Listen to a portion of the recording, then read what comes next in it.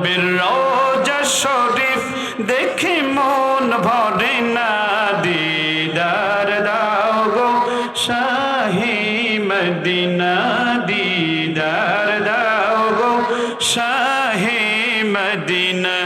নবীর রওজা শরীফ, সবাই একটু বলেন না মহব্বতে, নবীর রওজা শরীফ দেখে মন ভরে না, নবীর রওজা শরীফ দেখে মন ভরে না, দিদার দাও গো শাহে মদিনা, দিদার দাও গো শাহে মদিনা।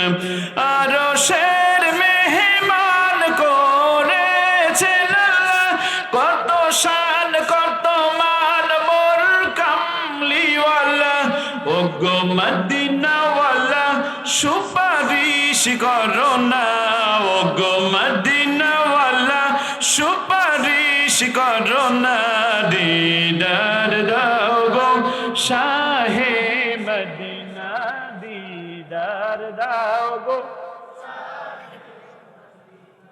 নবীর রওজা শরীফ দেখে মন ভরে না, নবীর রওজা শরীফ দেখে মন ভরে না, দিদার দাও গো শাহে মদিনা, দি বলেন না কত জালি মুবারক দেখলে এক নজর নূরেতে ঝলমল করবে ভেতর, জালি মুবারক দেখলে এক নজর নূরেতে ঝলমল করবে ভেতর, ও গো রউফুর রহিম কাছে ডাক দাও না, ও গো রউফুর রহিম কাছে ডাক দাও না, দিদার দাও গো শাহে মদিনা, দি আর একটু জোরে বলা যাবে? জোরে বলেন তো। নবীর রওজা শরীফ দেখে মন ভরে না, নবীর রওজা শরীফ দিদার দাও গো শাহে মদিনা, দিদার দাও গো শাহে মদিনা।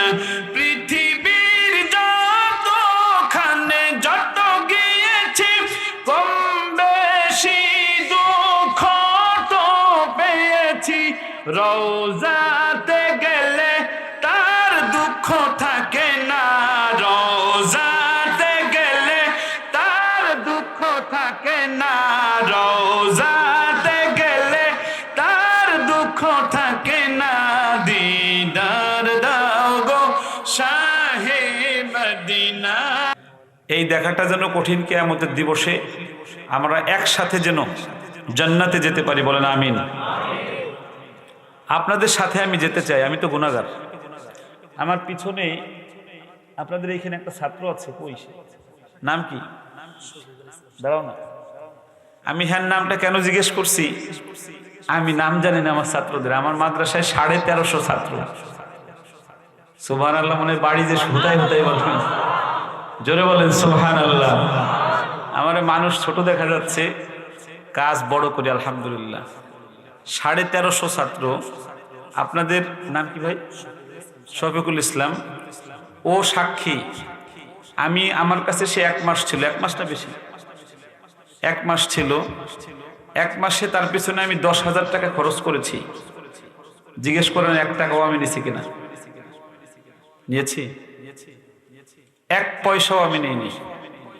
আমি প্রতি মাসে বাংলাদেশের যারা কোরআন তিলাওয়াত একটু শুদ্ধ কম, হাফেজ বা আলেম বা আন্তর্জাতিক মানের তিলাওয়াত বানাতে চায়, তাদেরকে আমি 10 জনকে প্রতি মাসে আমার 50,000 টাকা খরচ করে, আমি 1 টাকাও না নিয়ে, এই যে আমার প্রশিক্ষক, উনি শুধু এই হরফের মাস্কও শেখায়, কোন জায়গা থেকে কোন হরফটা উচ্চারণ হলে ভালো হবে।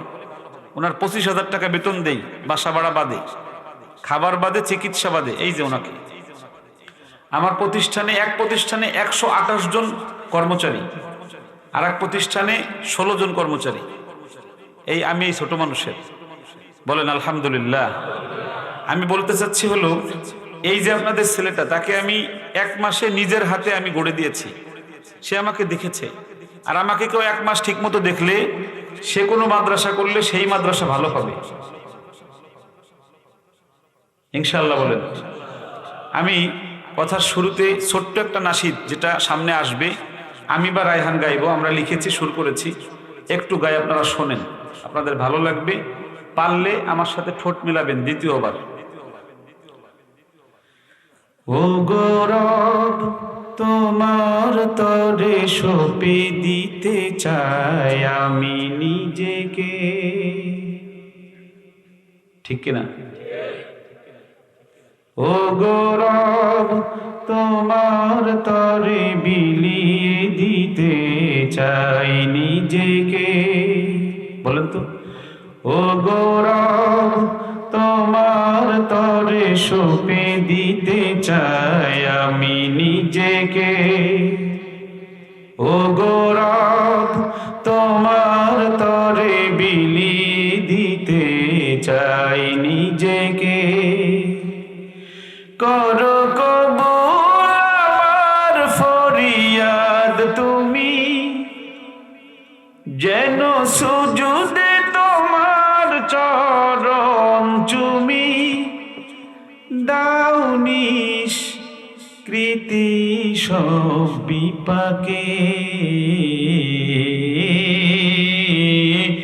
ও গৌরব তোমার তরে সঁপে দিতে চাই আমি নিজেকে, মুখ খুলে। ও গৌরব তোমার তরে বিলিয়ে দিতে চাই, জোরে বলেন। ও গৌরব তোমার তরে সঁপে দিতে চাই আমি, ও গৌরব তোমার তরে বিলিয়ে দিতে চাই, বলে আল্লাহুম্মা আমিন। আমি আমার জীবনটাকে আল্লাহর কাছে সঁপে দিয়েছি, আলহামদুলিল্লাহ, বলেন না আলহামদুলিল্লাহ। আমি আমার ছোটকালের একটা ঘটনা বলি। আমি গৌহরডাঙ্গা মাদ্রাসায় পড়ি, তখন আমি গত 2 বছর আমি বাড়িতে আমি কুরবানি ঈদ করেছি। এই 2 বছর আমি একা গরু কুরবানি দেওয়ার সুযোগ হয়েছে আমার। এর আগে আমার 25 বছর আমি বাড়ি কখনো ঈদ করতে পারি নাই।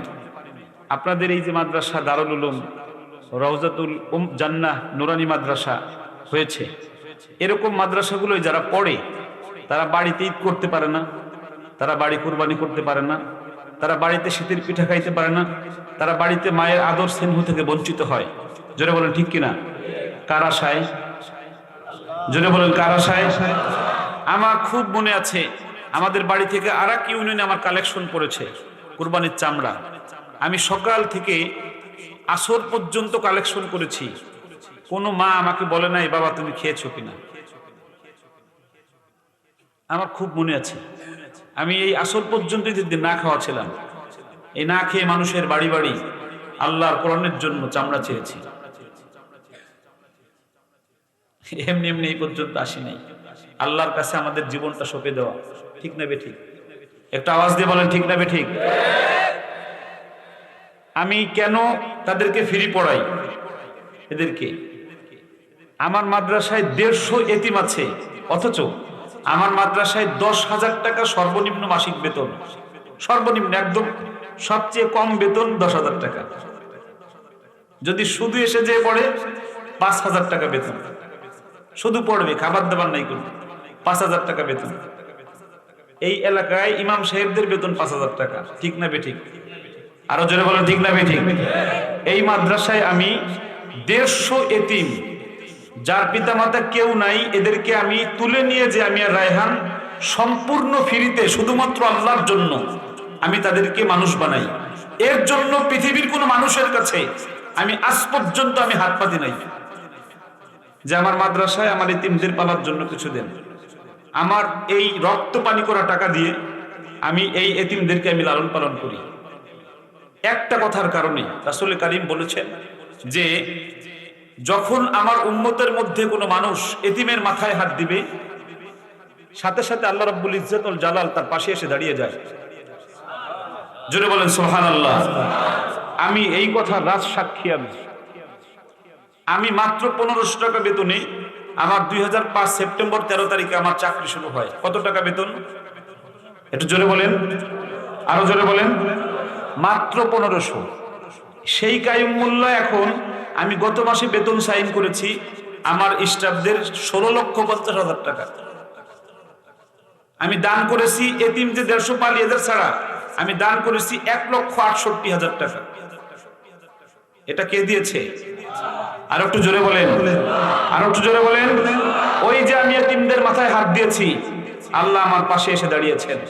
ঠিক না বেঠিক? আর একটু জোরে বলেন, ঠিক না বেঠিক? আমি এই যে মাদ্রাসায় আসলে আমি শুনছি আমি 2000 টাকা নগদ এখন দিচ্ছি এই মাদ্রাসার উন্নয়নের জন্য বা যে কোনো কারণে।